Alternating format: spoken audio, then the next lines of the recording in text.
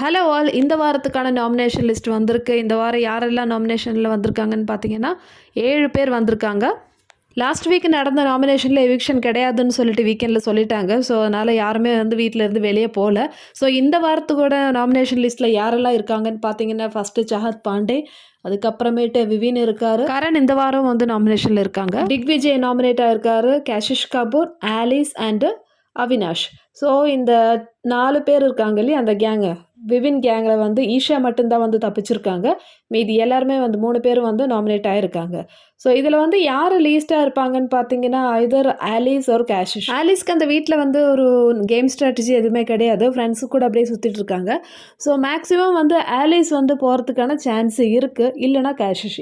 இவங்க 2 பேரில் யாராவது ஒருத்தர் தான் கண்டிப்பாக இந்த வாரம் வெளியேற போகிறாங்க. நம்ம ஸ்ருதிகா இந்த வாரம் நாமினேஷனில் கிடையாது.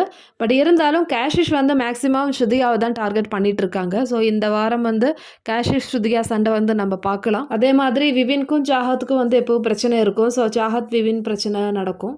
யாரெல்லாம் நாமினேஷனில் வந்தாங்களோ ஸோ அவங்களாம் நல்லா சண்டை போடுவாங்க இந்த வாரம். ஸோ அதுதான் நடக்க போகுது. இப்போ இந்த வீடியோ பிடிச்சிருந்தா சேனல் லைக் பண்ணுங்கள், ஷேர் பண்ணுங்கள், சப்ஸ்கிரைப் பண்ணுங்கள். இதே மாதிரி பிக் பாஸ் நியூஸோட அடுத்த வீடியோவில் பார்க்கலாம்.